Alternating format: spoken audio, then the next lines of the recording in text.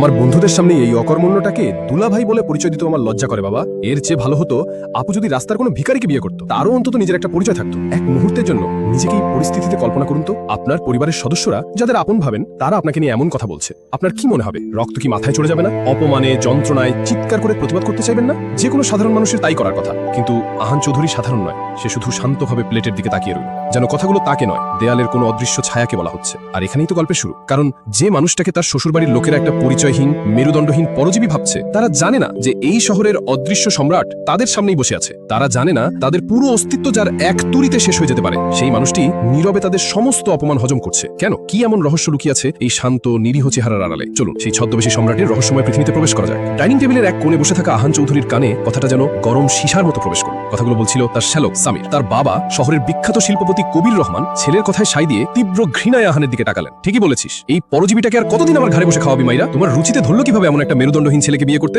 মাইরা প্রতিবাদ করার একটা ক্ষীণ চেষ্টা করলো। বাবা প্লিজ। আহান চেষ্টা করছে তো। কিসের চেষ্টা? কবির সাহেব প্রায় গর্জে উঠলেন। সারাদিন ঘরে বসে ল্যাপটপের দিকে তাকিয়ে থাকাকে যদি চেষ্টা বলে, তাহলে তো পৃথিবীর সব বেকারি পরিশ্রমী। ওর মতো একটা ঘর জামাই আমার বংশের মুখে চুনকালি মাখিয়ে দিয়েছে। আহান শান্তভাবে প্লেটের দিকে তাকিয়ে রইল। তার চেহারায় কোনো ভাবান্তর নেই। এই অপমান, এই তাচ্ছিল্য গত 2 বছর ধরে তার জীবনের এক অবিচ্ছেদ্য অংশ হয়ে দাঁড়িয়েছে। মাইরাকে ভালোবাসার অপরাধে তাকে এই বাড়িতে ঘর জামাই হয়ে থাকতে হচ্ছে, আর প্রতিদিন সহ্য করতে হচ্ছে এই মানসিক অত্যাচার। আহানের সাথে মাইরার পরিচয় এক আর্ট এক্সিবিশনে। আহানের শান্ত, গভীর আর বুদ্ধিদীপ্ত চোখের দিকে তাকিয়ে শহরের অন্যতম ধনী পরিবারের মেয়ে মাইরা নিজের সব অহংকার ভুলে গিয়েছিল। আহানের সাধারণ জীবনযাপন, সাদামাটা পোশাক, কোনো কিছুই তার ভালোবাসায় বাধা হতে পারেনি। কিন্তু তার বাবা কবির রহমান এই সম্পর্ক মেনে নিতে পারেননি। অবশেষে এক শর্তে রাজি হয়েছিলেন, আহানকে তার বাড়িতেই থাকতে হবে এবং তার ব্যবসা দেখাশোনা করতে হবে। আহান প্রথম শর্তে রাজি হলেও দ্বিতীয়টি প্রত্যাখ্যান করে। সে নিজের মতো করে থাকবে, নিজের কাজ করবে। কবির রহমানের চোখে এটা ছিল তার জামাইয়ের চূড়ান্ত উদ্ধত্ত আর অকর্মণ্যতার প্রমাণ। সেদিন সন্ধ্যায় শহরের সবচেয়ে অভিজাত ক্লাবে কবির রহমানের ব্যবসার এক নতুন চুক্তি উপলক্ষে জমকালো পার্টির আয়োজন করা হয়েছিল। মাইরা অনেক জোর করে আহানকে নিয়ে গিয়েছিল। আহান পরেছিল একটা সাধারণ সাদা শার্ট আর কালো প্যান্ট, যা পার্টির চাকচিকের মধ্যে বেমানান লাগছিল। পার্টিতে ঢোকার সাথে সাথেই মাইরার বান্ধবীরা, যারা প্রত্যেকেই দামি ডিজাইনার শাড়ি আর হীরের গয়নায় মোড়া, তারা যেন আহানকে নিয়ে হাসাহাসি করার একটা সুযোগ পেয়ে গেল। ট্রিনা, মাইরার সবচেয়ে অহংকারী বান্ধবী, এগিয়ে এসে ব্যঙ্গ করে বলল, কিরে মাইরা, আজও তোর ঘর জামাই বরকে নিয়ে এসেছিস? কি করে আজকাল? নাকি এখনো তোর বাবার টাকায় বসে খাচ্ছে?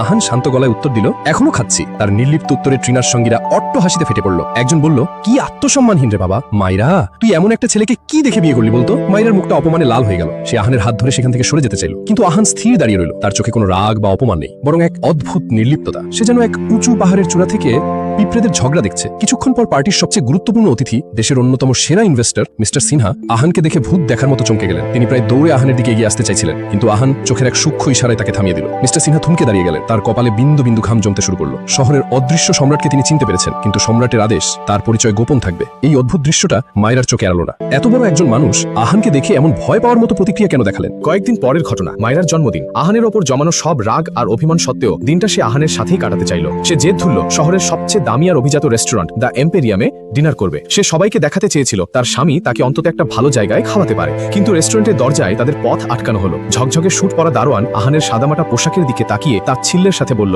এখানে আপনাদের মতো লোকের প্রবেশ নিষেধ। মায়রা রেগে গিয়ে বলল, মানে কি? আমরা এখানে খেতে এসেছি, আপনারা আমাদের আটকাতে পারেন না। দারোয়ান এক চুলো নড়ল না। ম্যাডাম, এটা দ্য এম্পেরিয়াম, এখানে একটা ড্রেস কোড আছে, আর এখানকার খাবারের দাম আপনাদের ধারণার বাইরে। অপমানে মায়রার কান গরম হয়ে গেল। সে যখন চিৎকার করতে যাবে, ঠিক তখনই আহান শান্তভাবে বলল, আপনাদের ম্যানেজারকে ডাকুন। কিছুক্ষণ পর ভারিক্ষী চেহারার ম্যানেজার এলেন। তিনি আহানকে আপাদমস্তক দেখে প্রায় তাড়িয়ে দেওয়ার ভঙ্গিতে বললেন, দেখুন, এখানে ঝামেলা করবেন না। আপনাদের মতো কাস্টমার আমাদের রেস্টুরেন্টের সুনাম নষ্ট করে, দয়া করে চলে যান। মায়রার চোখে জল চলে এলো। এত বড় অপমান সে জীবনেও পায়নি। সে আহানের হাত ধরে টানতে টানতে বলল, চলো আহান, আমাদের এখানে থাকার কোনো দরকার নেই। কিন্তু আহান নড়ল না। তার শান্ত মুখে প্রথমবারের মতো একটা শীতলতার ছায়া পড়ল। সে ম্যানেজারের চোখের দিকে সরাসরি তাকিয়ে হিম শীতল গলায় বলল, এই অপমানের জন্য তোমাদের পস্তাতে হবে। কথাটা বলেই আহান পকেট থেকে একটা পুরনো মডেলের বাটন ফোন বের করলো। স্মার্টফোনের যুগে এমন ফোন প্রায় দেখাই যায় না। সে দ্রুত একটা মেসেজ টাইপ করে কাউকে পাঠিয়ে দিল। মেসেজটা ছিল মাত্র 2টো শব্দের, দ্য এম্পেরিয়াম নাও। ম্যানেজার তাচ্ছিল্যের হাসি হেসে বললেন, কি ভয় দেখাচ্ছেন? কাকে মেসেজ পাঠালেন? আপনার বস্তির নেতাকে। ঠিক সেই মুহূর্তে ম্যানেজারের পকেটে থাকা আইফোনটা তীব্র স্বরে বেজে উঠল। স্ক্রিনের দিকে তাকিয়েই ম্যানেজারের মুখের হাসি মিলিয়ে গিয়ে সেখানে ফুটে উঠল তীব্র আতঙ্ক। তার হাত কাঁপতে শুরু করলো। ফোনটা রিসিভ করতেই ওপাশ থেকে ভেসে আসা কণ্ঠস্বর শুনে তার মুখটা ফ্যাকাশে হয়ে গেল। সে শুধু বলতে পারছিল, জি স্যার, আমি বুঝতে পারিনি স্যার, ক্ষমা করে দিন স্যার, আমি এখনই ব্যবস্থা নিচ্ছি স্যার, আর কখনো এমন ভুল হবে না স্যার। ফোনটা রেখে ম্যানেজার প্রায় দৌড়ে আহানের পায়ের কাছে এসে পড়লেন। তার সমস্ত অহংকার কর্পূরের মতো উবে গেছে। তিনি কাঁপতে কাঁপতে বললেন, স্যার আমাকে মাফ করে দিন, আমি চিনতে পারিনি, আমার চাকরিটা বাঁচান স্যার, প্লিজ ভেতরে আসুন, পুরো রেস্টুরেন্ট আজ আপনার জন্য খালি করে দিচ্ছি। দারোয়ান থেকে শুরু করে আশেপাশের ওয়েটাররা সবাই বিস্ময়ে হতবাক হয়ে গেল। মায়রার চোখ দুটো বিস্ময়ে বড় বড় হয়ে গেল। এই কি দেখছে সে? তার সাধারণ বেকার স্বামী, যাকে সবাই পরজীবী বলে জানে, তার একটা ফোনে এই শহরের সবচেয়ে দামি রেস্টুরেন্টের ম্যানেজার পায়ে পড়তে বাধ্য হচ্ছে। তার মনে প্রথমবারের মতো একটা তীব্র সন্দেহ দানা বাঁধল। কে এই আহান? আমার স্বামী আসলে কে? বাড়িতে ফেরার পর সে আহানকে সরাসরি জিজ্ঞেস করলো, কে তুমি আহান? সত্যি করে বলো, আজ রেস্টুরেন্টে কি হয়েছে? ওই ম্যানেজার তোমাকে এত ভয় কেন পেল? আহান শুধু শান্তভাবে হাসলো। বলেছিলাম না, আমার এক পুরনো পরিচিত, তাকেই জানিয়েছিলাম। এই উত্তর মাইরাকে সন্তুষ্ট করতে পারল না। তার সন্দেহ আরো ঘনীভূত হলো। এর কয়েক সপ্তাহ পর কবির রহমানের জীবনে ঝড় নেমে এলো। তার সবচেয়ে বড় প্রজেক্ট, জানিয়ে সে গত 5 বছর ধরে কাজ করছিলেন, সেটা বন্ধের মুখে। শহরের সবচেয়ে শক্তিশালী এবং রহস্যময় কর্পোরেশন এপেক্স গ্রুপের সাথে তার একটা চুক্তি হওয়ার কথা ছিল, কিন্তু এপেক্স গ্রুপ শেষ মুহূর্তে চুক্তিটা বাতিল করে দিয়েছে। এই এপেক্স গ্রুপের মালিকে তা কেউ জানতো না। সবাই তাকে সেই অদৃশ্য শক্তি, দ্য শ্যাডো বলেই চিনত। কবির রহমান প্রায় ভেঙে পড়লেন। তার পুরো সাম্রাজ্য এই একটা প্রজেক্টের উপর দাঁড়িয়েছিল।